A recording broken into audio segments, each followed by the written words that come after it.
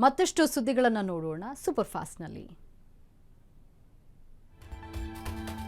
ಮಹಾರಾಷ್ಟ್ರದಲ್ಲಿ ಸುರಿತಾ ಇರುವ ಮಳೆಯ ಪರಿಣಾಮ ಬಾಗಲಕೋಟೆ ಜಿಲ್ಲೆಯ ಜಲಾಶಯಗಳಿಗೆ ಒಳಹರಿವು ಹೆಚ್ಚಾಗ್ತಾ ಇದೆ. ಆಲಮಟ್ಟಿ ಜಲಾಶಯಕ್ಕೆ ಇಂದು ಒಂದೇ ದಿನದಲ್ಲಿ 1,43,653 ಕ್ಯೂಸೆಕ್ ನೀರು ಒಳಹರಿತಾ ಇದ್ದು, ಕಳೆದ ಒಂದು ದಿನಕ್ಕೆ ಹೋಲಿಸಿದ್ರೆ ಹೆಚ್ಚಳವಾಗಿದೆ.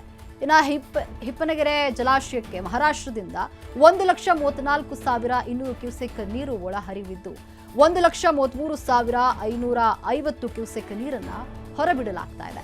ಇದರಿಂದ ಕೃಷ್ಣಾ ನದಿಯಲ್ಲಿ ನೀರಿನ ಹರಿವು ಹೆಚ್ಚಾಗಿದೆ. ಇನ್ನೂ ಒಂದೆರಡೆ ಬೆಳಗಾವಿ ಭಾಗದಲ್ಲಿ ಮಳೆಯ ಪ್ರಮಾಣ ಕಡಿಮೆಯಾಗಿರುವಂತಹ ಹಿನ್ನೆಲೆ ಒಳಹರಿವು ಇಳಿಕೆಯಾಗಿದೆ. ಇತ್ತ ನವಿಲು ತೀರ್ಥ ಜಲಾಶಯಕ್ಕೂ ನೀರಿನ ಒಳಹರಿವು ಕಡಿಮೆಯಾಗಿದೆ. ಕಳೆದ ದಿನ 13,700 ಕ್ಯೂಸೆಕ್ ಇದ್ದಂತಹ ಒಳಹರಿವು ಇಂದು 7,126 ಕ್ಯೂಸೆಕ್ಗೆ ಇಳಿಕೆಯಾಗಿದೆ. ಬರಗಾಲಕ್ಕೆ ಬತ್ತಿ ಹೋಗಿದ್ದ ಕಾವೇರಿ ಜಿಲ್ಲೆಯ ರೈತರ ಜೀವನಾಡಿಯಾಗಿರುವ ವರದಾ ನದಿ ಮತ್ತೆ ಜೀವಕಳಿಯನ್ನ ಪಡೆದುಕೊಂಡಿದೆ. ಇದರಿಂದ ರೈತರ ಮುಖದಲ್ಲಿ ಮಂದಹಾಸ ಮೂಡಿದೆ. ಲಕ್ಷಾಂತರ ರೈತರ ಕುಟುಂಬಗಳ ಬದುಕಿಗೆ ಆಸರಿಯಾಗಿರುವ ಈ ನದಿ ಪ್ರತಿ ವರ್ಷ ಜೂನ್ ಅಂತ್ಯದ ಒಳಗೆ ತುಂಬಿ ಹರಿತಾ ಇತ್ತು. ಆದರೆ ಈ ಬಾರಿ ಮಳೆ ಕೊರತೆಯಿಂದ ನದಿ ಬತ್ತಿ ಹೋಗಿತ್ತು. ಕಳೆದ ಒಂದು ವಾರದಿಂದ ಸುರಿತಾ ಇರುವ ನಿರಂತರ ಮಳೆಗೆ ವರದಾ ನದಿ ತುಂಬಿ ತುಳುಕ್ತಾ ಇದೆ. ತುಂಬಿದ ವರದಾ ಒಡಿಲನ್ನ ನೋಡಿ ರೈತರ ಮುಖದಲ್ಲಿ ಮಂದಹಾಸ ಮೂಡಿದೆ.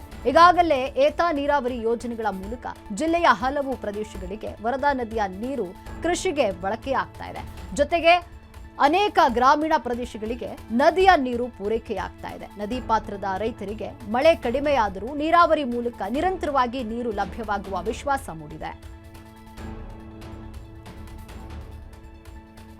ಮಲೆನಾಡಿನ ಹೆಬ್ಬಾಗಿಲು ಶಿವಮೊಗ್ಗದಲ್ಲಿ ಮಳೆಯ ಪ್ರಮಾಣ ತಗ್ಗಿದ ಪರಿಣಾಮ ಗಾಜನೂರಿನ ತುಂಗ ಜಲಾಶಯಕ್ಕೆ ಒಳಹರಿವು ಕೂಡ ಇಳಿಕೆಯಾಗಿದೆ.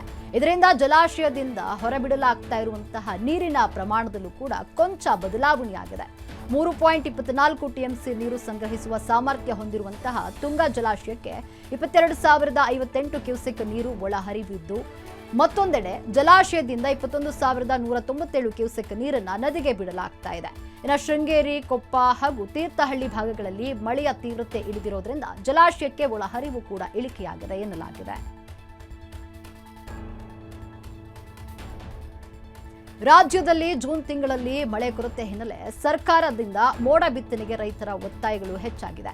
ಈ ಕುರಿತು ಬೆಳಗಾವಿಯಲ್ಲಿ ಪ್ರತಿಕ್ರಿಯಿಸಿದ ಸಿಎಂ ಡಿಕೆಶಿ, ಮೋಡ ಬಿತ್ತನೆಯ ಬಗ್ಗೆ ಬೇಡಿಕೆ ಬಂದಿದೆ. ಈ ವಿಚಾರವಾಗಿ ಕಾನೂನು ಹಾಗೂ ಹಣಕಾಸು ಇಲಾಖೆಯ ಅಧಿಕಾರಿಗಳೊಂದಿಗೆ ಚರ್ಚೆ ನಡೆಸಬೇಕಿದೆ. ಹಲವು ಶಾಸಕರು ಕೂಡ ಮೋಡ ಬಿತ್ತನೆಗೆ ಒತ್ತಾಯವನ್ನ ಮಾಡಿದ್ದಾರೆ. ಎಲ್ಲ ಆಯಾಮಗಳನ್ನ ಪರಿಶೀಲಿಸಿ ಸೂಕ್ತ ನಿರ್ಧಾರವನ್ನ ಕೈಗೊಳ್ಳಲಾಗುವುದು ಎಂದು ಭರವಸೆಯನ್ನ ನೀಡಿದರು. ಮೋಡ ಬಿತ್ತನೆ ಬಗ್ಗೆ ಭಾಳ ಡಿಮ್ಯಾಂಡ್ ಇದೆ. ನಾನು ನಮ್ಮ ಲೀಗಲ್ ಅಧಿಕಾರಿಗಳು ಮತ್ತು ನಮ್ಮ ಫೈನಾನ್ಸ್ ಡಿಪಾರ್ಟ್ಮೆಂಟ್ ಅವ್ರ ಮಾತಾಡಬೇಕು.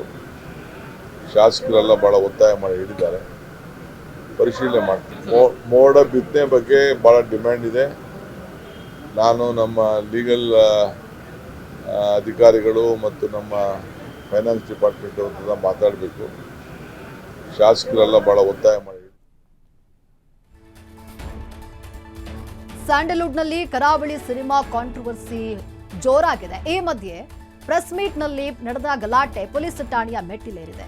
ನಟ ಪ್ರಜ್ವಲ್ ದೇವರಾಜ್ ಅಭಿಮಾನಿಗಳು ಎಂದು ಹೇಳಿಕೊಂಡು ಗಲಾಟೆ ಮಾಡಿದವರ ವಿರುದ್ಧ ಕೇಸ್ ದಾಖಲಾಗಿದೆ.